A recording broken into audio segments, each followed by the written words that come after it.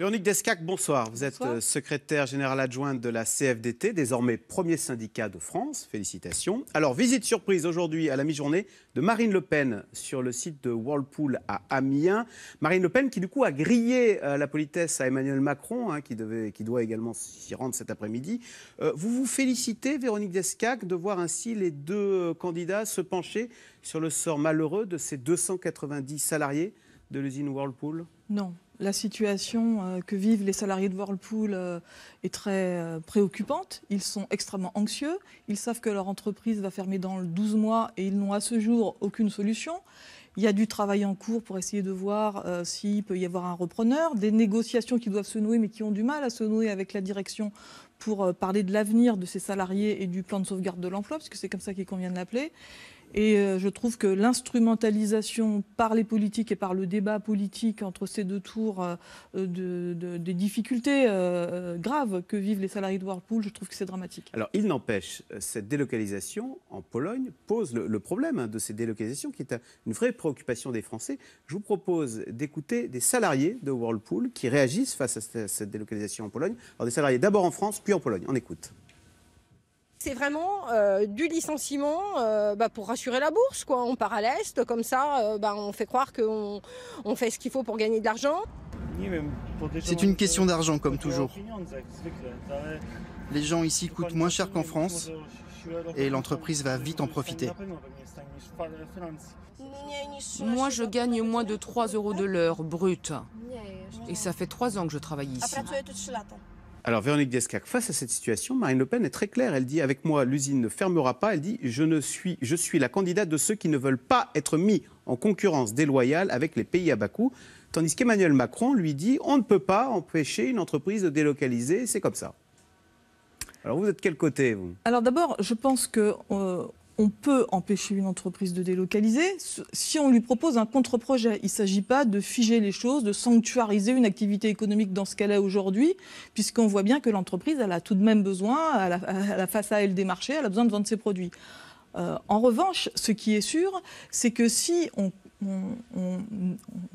arrêtait la concurrence effectivement parfois déloyale entre les pays européens sur le coût du travail, sur le coût de la protection sociale, eh bien les salariés français seraient mieux protégés.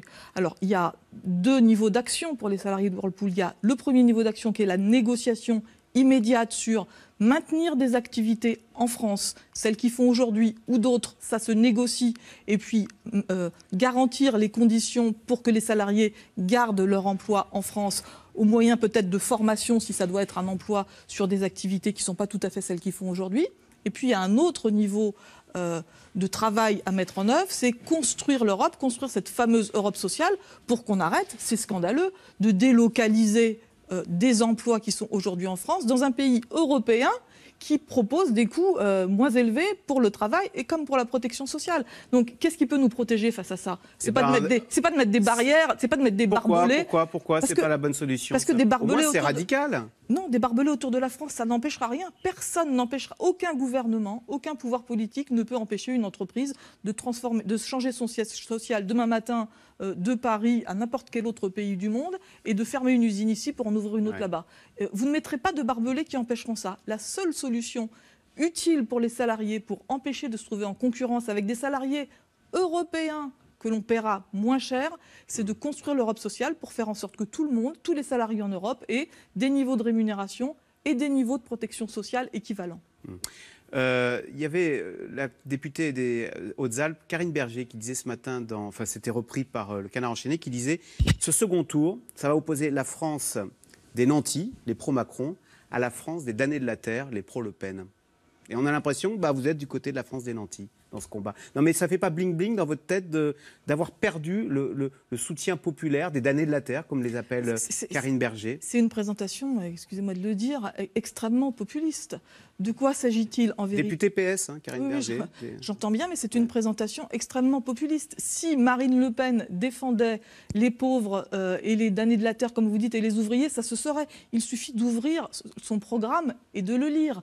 Marine Le Pen, son seul mot d'ordre en réalité, c'est la préférence nationale et la xénophobie. Ce qu'elle haït, c'est l'étranger. Alors elle fait croire aux ouvriers, pour servir ce discours, elle fait croire aux ouvriers que ce dont ils sont victimes, c'est du travailleur étranger, du médecin étranger, du footballeur étranger. Il faut lire son programme. Il y a la haine de l'étranger à toutes les lignes. La vérité, c'est que si on veut construire un modèle de développement dans lequel la France soit prospère, il faut que la France puisse vendre ses produits aux Français, mais vendre aussi ses produits à l'étranger. C'est ça la réalité. Il y a 3,5 millions de Français qui vivent à l'étranger. Le nombre de Français qui sont des travailleurs détachés à l'étranger est plus important que le nombre de travailleurs détachés européens en France. Donc si on veut fermer les frontières, va falloir qu'elle nous explique, Marine Le Pen, quel travail elle va donner à tous ces gens qu'elle va devoir rapatrier. Véronique Descac, on se souvient qu'en 2002, lorsque Jean-Marie Le Pen était au second tour, il y avait eu un front commun des syndicats le lundi prochain, le lundi 1er mai, pour défiler contre et à voter pour Jacques Chirac. Cette fois-ci, on voit une CGT plus ambiguë qui dit, bon, elle appelle à faire barrage contre l'extrême droite, mais vous la trouvez trop ambiguë et vous refusez de défiler avec elle lundi 1er mai. Non, c'est pas la CFDT qui refuse de défiler avec la CGT le 1er mai, c'est la CGT qui refuse la CFDT dans le cortège, puisque la CGT n'a pas voulu, dans le communiqué intersyndical commun d'appel à la manifestation, n'a pas voulu la référence au barrage au Front National. Alors certes, elle l'a fait dans un petit communiqué à part, mais dans l'appel intersyndical, comme elle voulait défiler avec Force Ouvrière, c'est ça la vérité. La CGT et Force Ouvrière veulent nous refaire le coup de la mobilisation anti-loi travail. Donc la CGT a refusé que soit inscrit dans le communiqué intersyndical l'appel à faire barrage au Front National. Mais oui, parce que parmi vos adhérents, alors, moins chez vous, mais il y a les électeurs du FN. C'est le sondage interactif. Oui, alors chez vous, c'est pas nos adhérents. D'abord, ce n'est pas les adhérents, ce sont les gens qui déclarent se sentir proches d'une organisation syndicale, et il y en a peu chez nous. 15% de ceux qui se déclarent à la CGT votent FN, 24% chez FO, mais qu'est-ce qui vous et 7% chez vous. Mais qu'est-ce que vous leur dites à ces syndicats, à ces sympathisants qui votent FN? Vous leur dites c'est incompatible, on ne peut pas être et au Front National et à la CFDT? Alors, quand ils aspirent à avoir des responsabilités à la CFDT, oui, on leur dit ça. On leur dit c'est incompatible. Pour les autres, on leur explique que le Front National leur ment quand il leur fait croire qu'ils s'intéressent à leur emploi et à la protection de leur travail. La vérité, c'est que le Front National, c'est un parti xénophobe. Son essence, on la connaît. Le Front National, il a été créé par un parti néo-nazi. Donc, le véritable objectif du Front National, c'est bien de battre en brèche la démocratie et de mettre en œuvre sa vision xénophobe et totalitaire du gouvernement du pays.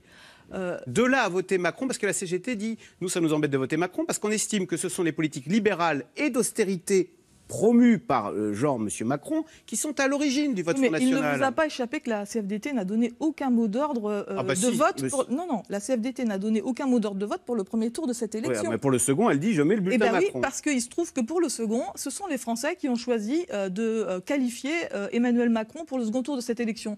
Ils auraient qualifié François Fillon ou n'importe qui d'autre, on aurait appelé à voter pour François Fillon ou n'importe qui d'autre, parce que la CFDT sait bien que l'abstention, comme le vote blanc, ce sont des votes qui vont faire élire Marine Le Pen. Donc pour battre le Front National et pour battre Marine Le Pen, il n'y a qu'un bulletin utile, c'est celui d'Emmanuel Macron, parce que les Français ont décidé de le qualifier. Qui va réformer le Code du travail cet été par ordonnance. Elle n'a pas tort, Marine Le Pen, quand elle dit que c'est la loi El Khomri puissance 10. Alors vous l'avez soutenue, la loi El Khomri. Non.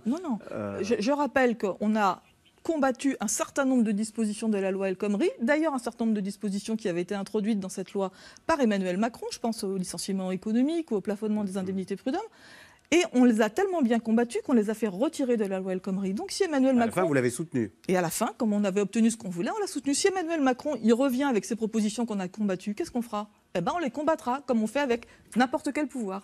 Véronique Descac, secrétaire générale adjointe de la CFDT, qui appelle donc à voter Emmanuel Macron pour ce second tour. Merci beaucoup. Vous restez avec nous tout de suite. Caroline Roux, c'est dans l'air. Marine Le Pen peut-elle créer l'exploit et gagner cette élection? Qui sont ces électeurs prêts à voter pour Marine Le Pen? Quelles sont leurs motivations, leur détermination? C'est tout de suite. C'est dans l'air. Caroline Roux.